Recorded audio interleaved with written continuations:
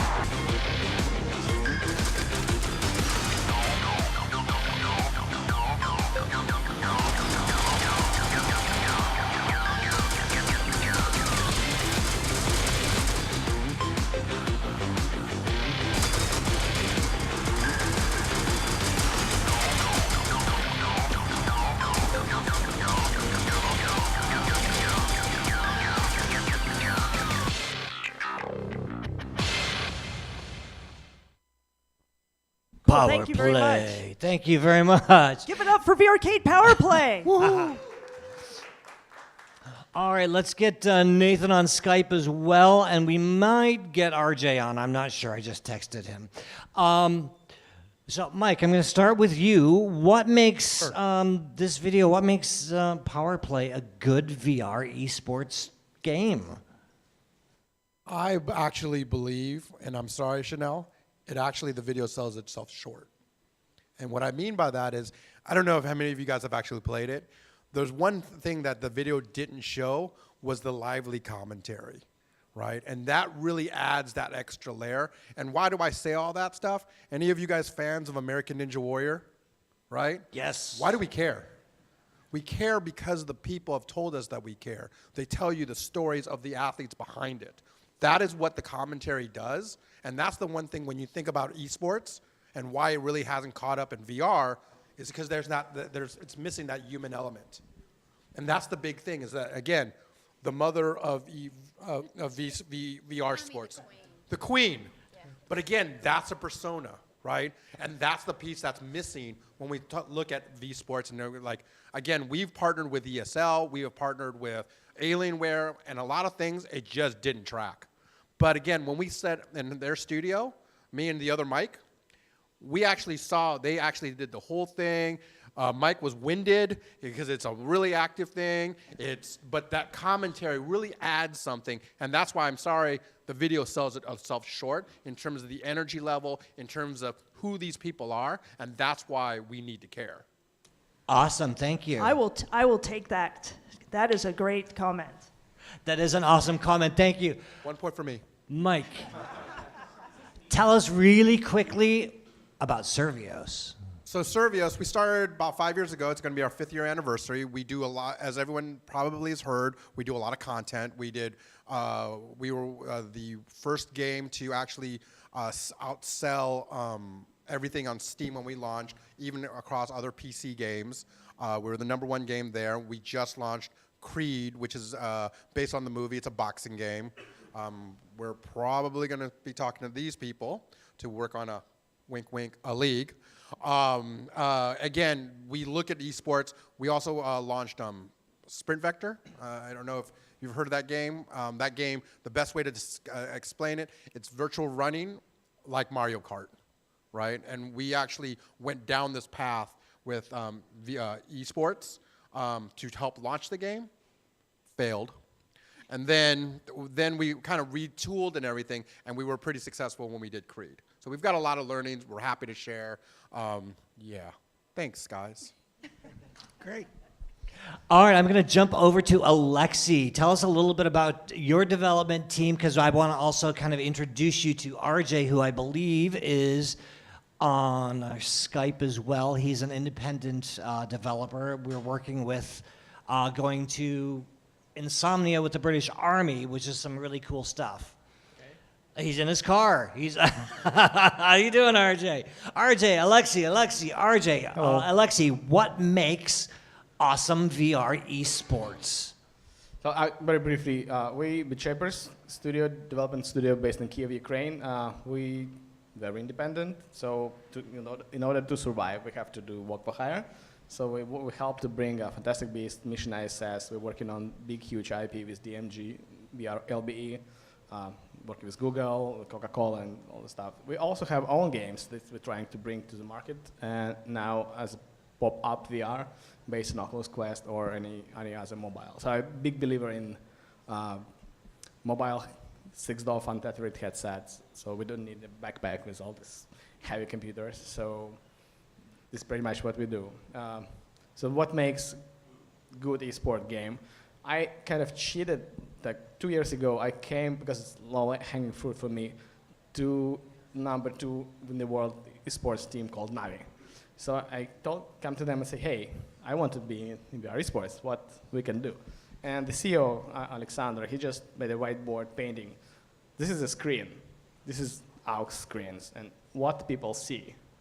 So basically, esports is all about, like, besides of commentary, which I totally agree, it needs to be fun to watch, fun to share, and yeah, that's pretty much it.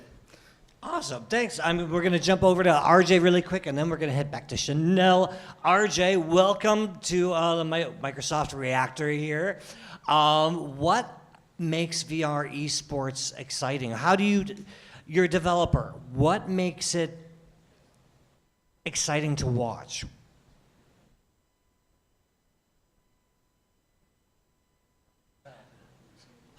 Give me just a second, RJ, because the sound is not up yet. Technical difficulties happening. All right, we're good now. What makes VR esports exciting?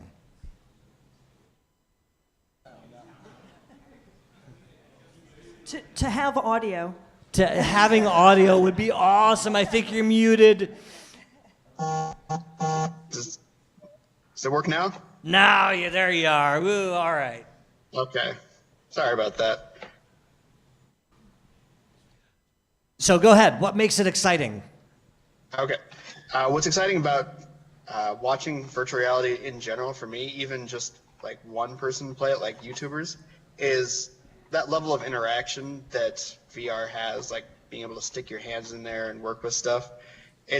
It's fun to watch for me too. So when it comes to esports, it multiplies it. You have a lot of people, physically interacting with the same world. And as a developer, that's a really exciting experience to think about, like just having a lot of people in a virtual world you created being able to interact with it. So I think, just about anybody who makes a VR multiplayer game, that's one of the best things about it is, it feels like, you're a creator in more sense than just you made a game that's fun for people to play together. You made a world for people to play in together.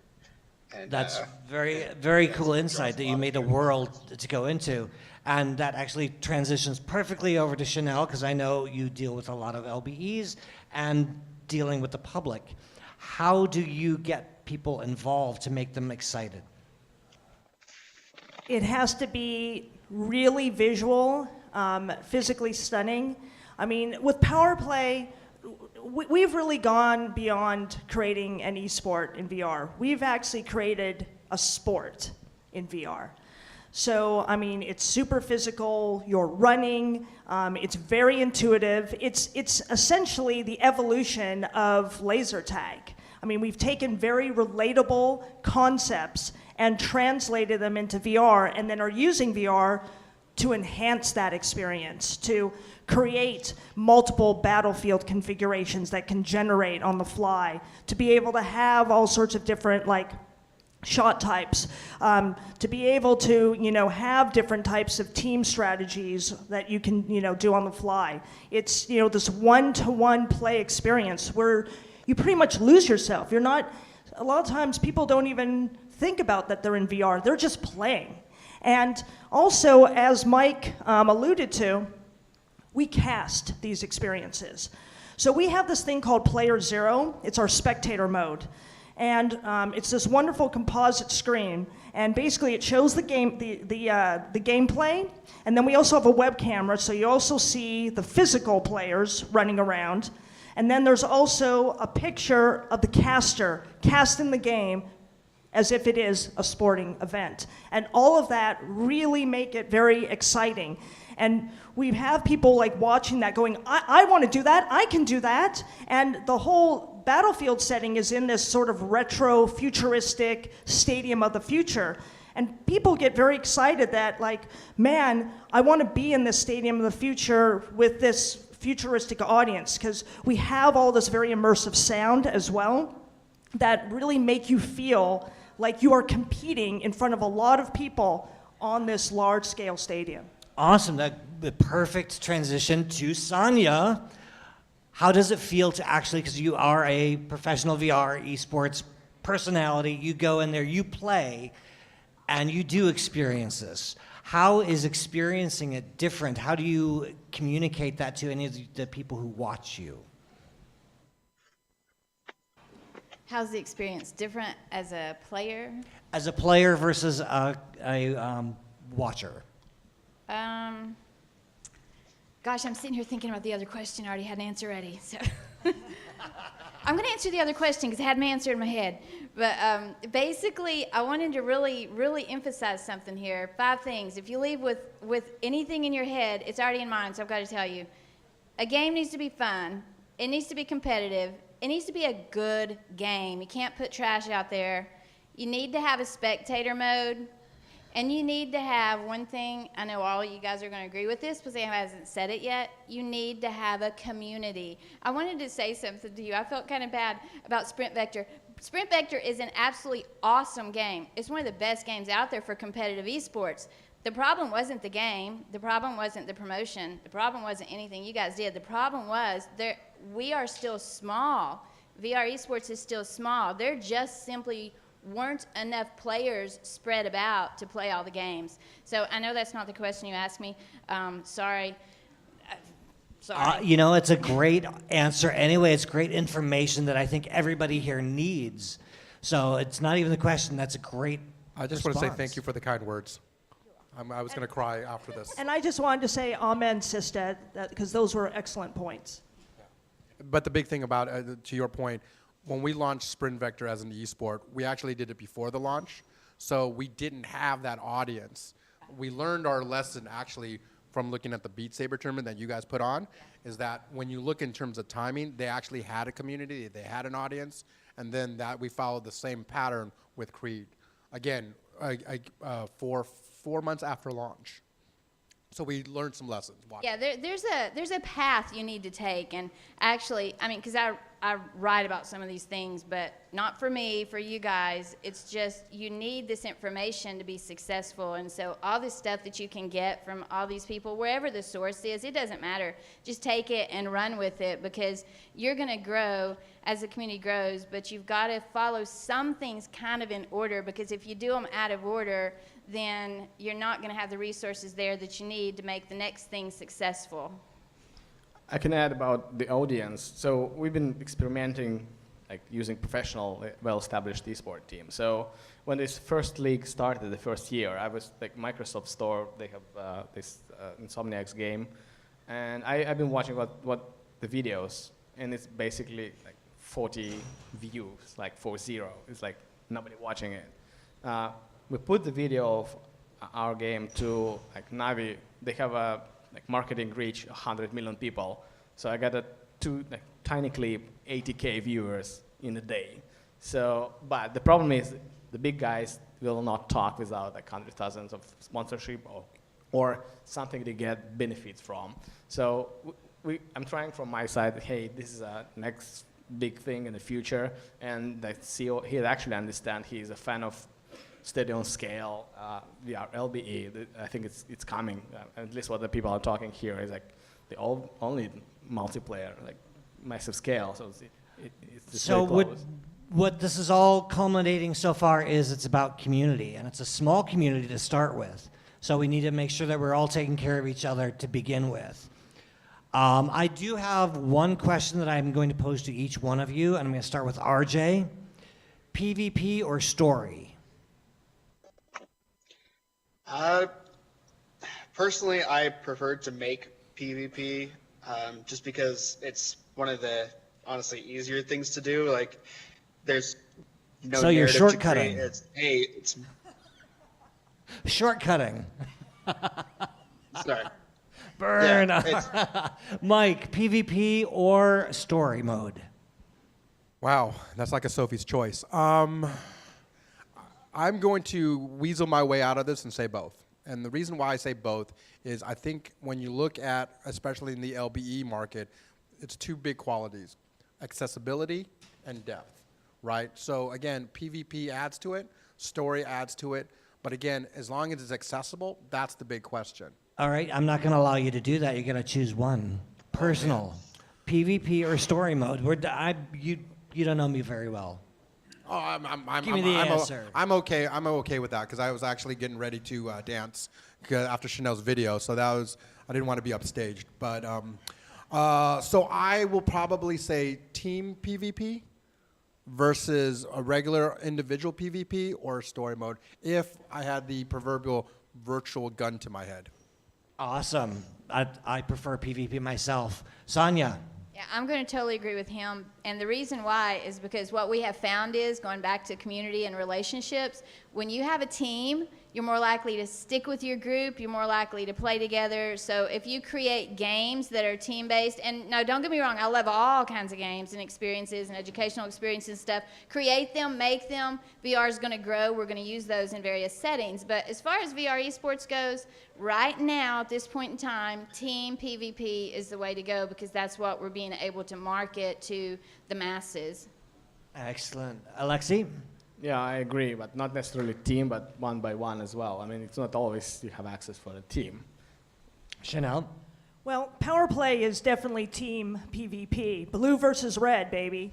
Absolutely. I mean, again, between sort of the battlefield configurations and the shot types and the game modes, that we have so far, like team deathmatch and territory control and target capture, that allows for a lot of strategic maneuvers and chat between teams to work together and go against each other. So that's super exciting. But we also have another game called Gunslinger that's a PvP, but it's also like a free-for-all PvP, and it's super exciting too. Excellent. Do we have any questions out in the audience? I actually have a question about complexity when you mentioned easy to Please. access, because esports is always like been quite complicated, hard to master. So, are you prefer to have like, especially Sonia, like really hardcore, like complicated game, or is accessible? What's your preference? I just want to jump in quickly and just say, for us, how we design things is it is accessible, it is intuitive, it is relatable, it is easy to play, but hard to master. So everybody can do it, but as you get better at it and play more and do it more, you become even more competent. I like her answer. That's So, perfect. so I have I guess the other thing, and I'll put this out to the audience. How do you get past the whole humanness of competitive play or esports. What I mean by that is, do you remember the original esport, which was Pac-Man? And what I mean by that is, it was an esport where you put your quarter up and you watch someone play and you're cheering and whatever because you wanted your turn. With VR, because we hide your face halfway through, you don't get to see the tension that you'll see on E-League. And then now I'm telling you a little bit what I do on Friday nights on TBS. I watch E-League, and you can see the tension. You see the drama, and they build it all up and everything. I don't get that aspect from VR. You can say the physicality and everything, but I don't see the drama. The only physicality and drama that you'll see, again, I was not fortunate enough because playing Chanel's game, but being winded, getting through that physicality. But other than that, when you look at VR esports, you don't get that human drama. Mike, you bring up an incredibly important point. And how do you get that drama and that personal connection with the player across to everybody else?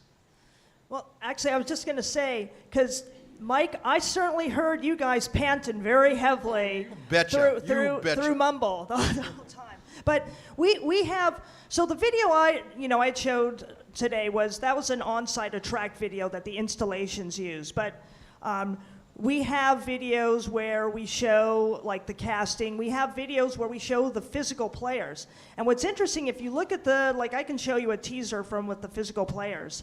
They're literally, you can see the teams where they're like even stopping, consulting each other, starting up again, running, consulting each other, strategizing. It's very, very physical. It's very intimate. It's very touch related. Yeah. Yeah, I was actually going to say something similar, but whenever, I'm just going to share a story with you. And recently I was playing a game of Echo Combat, which is the first-person shooter version of Echo Arena.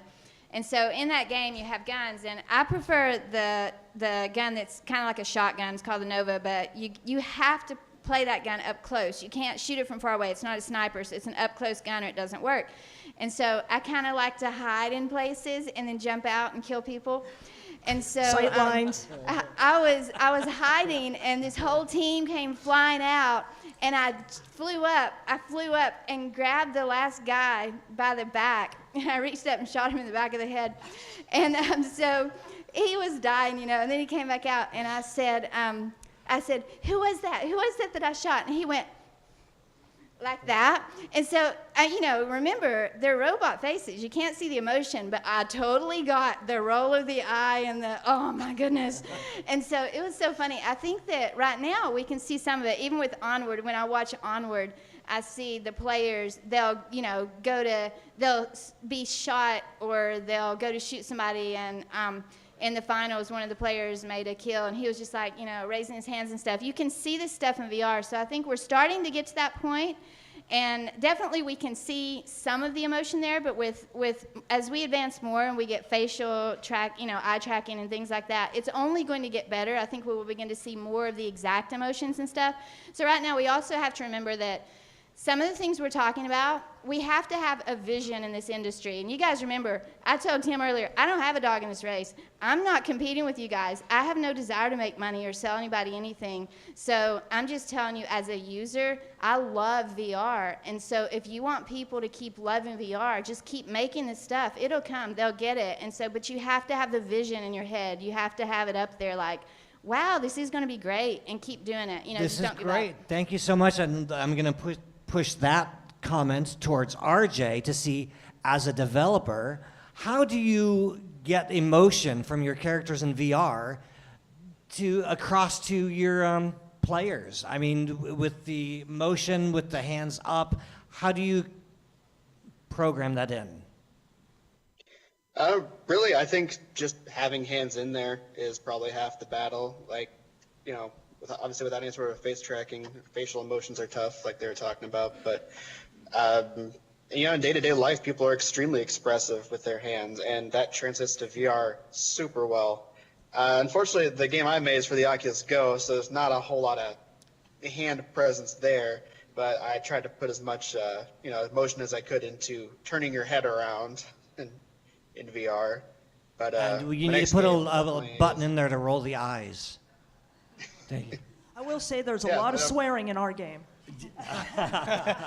Alexi, also as a developer, how do you take the emotion physically so that you can people can see what it is? So we live in multiple devices. Some have a hand tracking, some are limited with a button. So we made gestures, basically two of them, and it's pretty much enough.